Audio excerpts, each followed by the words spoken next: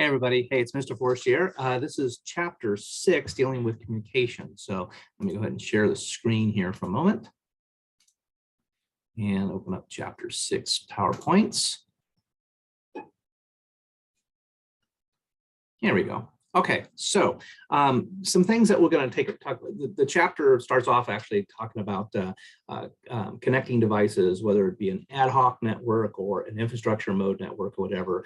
You know, ad hocs are kind of like peer-to-peers and stuff, you know, and so, you know, they're not connected to a common backbone. And then, of course, your infrastructure mode is what's more topical, like what we have here, you know, on the campus, whatever. Anyway, and then it's going to drive through and talk briefly about data rates, then come back at the end of the chapter talking about data rates.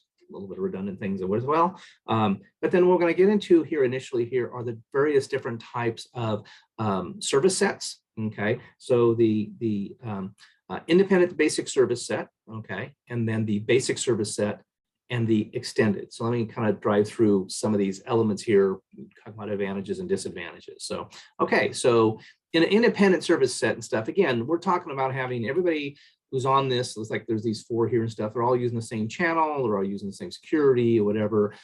This is kind of more of your peer-to-peer, your ad hoc environment and stuff, okay? And so that's one of those ones where, you know, I always tell people and stuff, when it comes to peer-to-peer environments, it doesn't matter if you're talking about wired or wireless and stuff, you have to have absolute 100% trust in everybody who's on the network, because everybody's in charge and nobody's in charge, so there's no accountability. And in today's world, it's not very practical, even in a business situation, because things can happen, and in that process of happening and stuff, you don't have accountability. Okay, so IBSS and stuff deals with that. Let's see, the service set. Again, the name of the segment stuff, every device wishes to be a part of the same.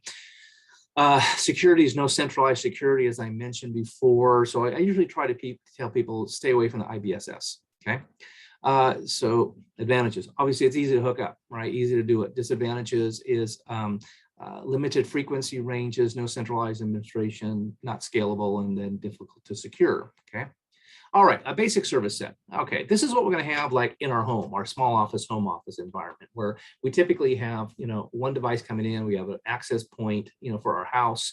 You know, it could be part of our router or it could be a separate access point, but it's part of our router most likely. And then we have all of our clients talking to them. Okay, so the BSS and stuff, right? It's the foundation of wireless network. Okay, and so we use that as a way to communicate in our personal environment. Again, first one's peer-to-peer, no real accountability.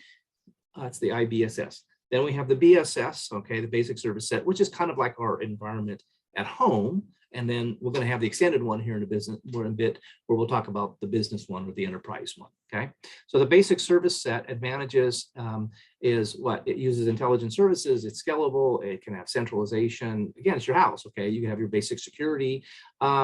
It doesn't really require site survey. Most people don't site survey their house. Okay, you know, and so, but it has to be connected to a network infrastructure.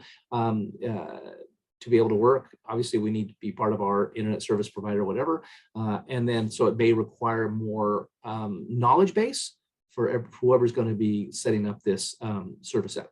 Okay, and then we get into the extended service set. Okay, and so now what we're talking about is you know, a structure here where we might be looking at enterprise or whatever, right? An interconnected basic service set. You could have multiple access points on the segments and stuff, and all these devices talking to each other. And then as it's structured across a business and enterprise, what are some of the things that are involved in that? Well, we have things like passive scanning as you're coming in and out. Okay, we don't think about this as home as much, but we probably see that more often, where there's going to be a discovery process on a passive scanning. You kind of walk in and it's like, hey, yeah, look, these things are available. And then our device or phone lets us know. There's the active scanning discovery that says, hey, you know, I've been here before. It recognizes that your cell phone had been here before and you told it to remember your IDs and stuff like that. So it says, great, hey, I recognize you. You came walking in. You know, a lot of people don't think about that and stuff when they access an access point at Starbucks, whatever. Do you want your device to remember? Do you want to be remembered? Or do you want to forget it every time you leave? Okay. There are a lot of advantages for your own privacy or whatever, and some security by saying, no, no, no. I will tell you when to connect. I will then authenticate it with my username and passphrase or whatever. And then I know that when I'm doing this, it's going to be secured for that moment. And when I leave, I tell it to forget remove it, okay? So it doesn't just simply assume that it knows, okay? Anyway, active summary.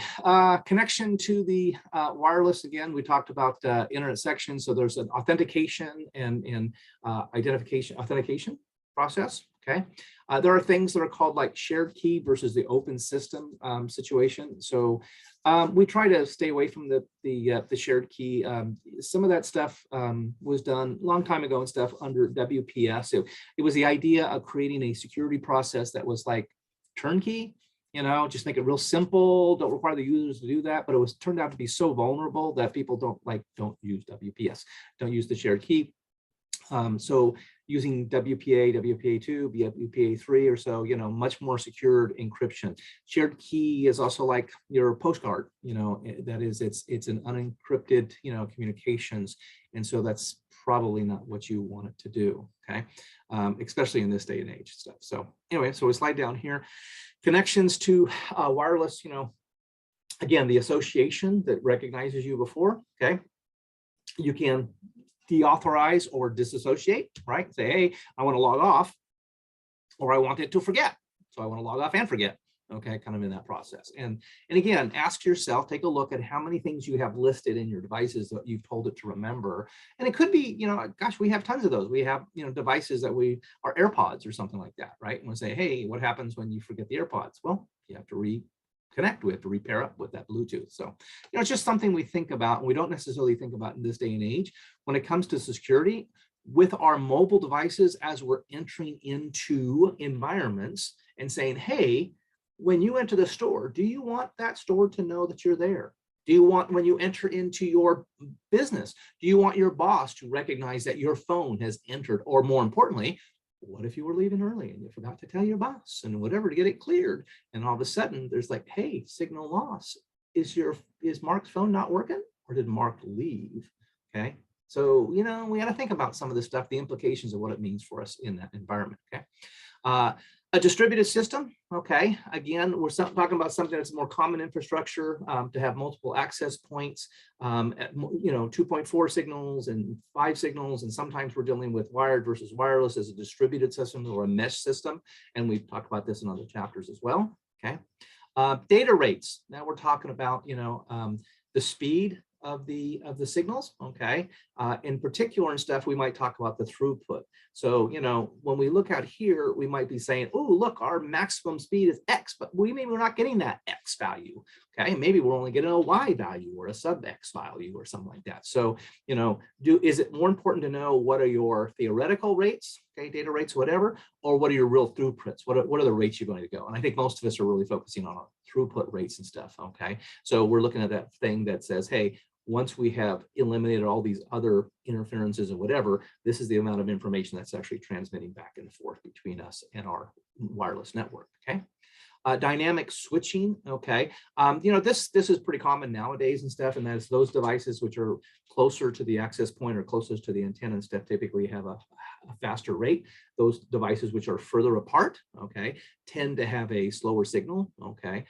We used to do kind of a pairing thing, whatever, that shared off and said, hey, whoever was the slowest one that came to the party, everybody had to run at the slow rates, okay. You know, this way everybody's got a commonality. And that's not really the most efficient way. So, you know, we don't do that kind of stuff anymore. So having that process where you're saying, hey, you want your best speed, you want to be closer to your access point, not further away. Okay. But again, what is acceptable and what's not is going to be determined by you and your company. Okay. Roaming, transition from one data set to another. So, you know, as we go from walking across campus, we have multiple access points.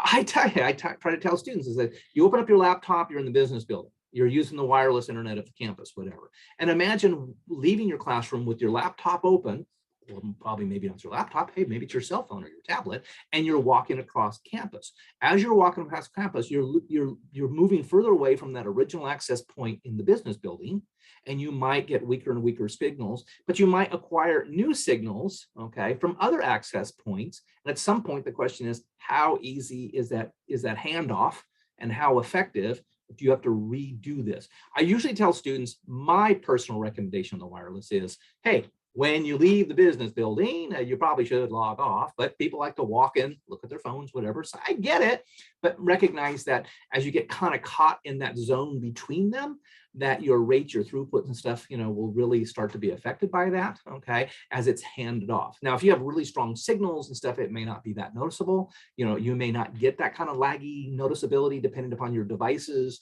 depending upon the speeds of the devices and the wireless, kind of like, hey, are you using LTE? Are you using 5G or whatever, 5G plus or whatever, kind of stuff.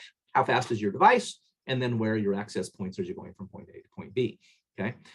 And then finally, the last couple of things that it talks about in here was like power saving operations. I'm not quite sure why they dropped this in there, but they dropped it in here and stuff. So, to try to save battery time, we would say, hey, we're going to put it in an active mode and stuff where we're always looking, it says, okay, we're checking. Yes, there's always the connection. There's always the access point. Well, obviously, if I keep checking that and stuff, I'm going to keep wearing my battery down, whatever stuff. And then there's some modes we can put in the power save modes where we said, hey, I'm good, but I don't need to check as often, and I could save the battery a little bit.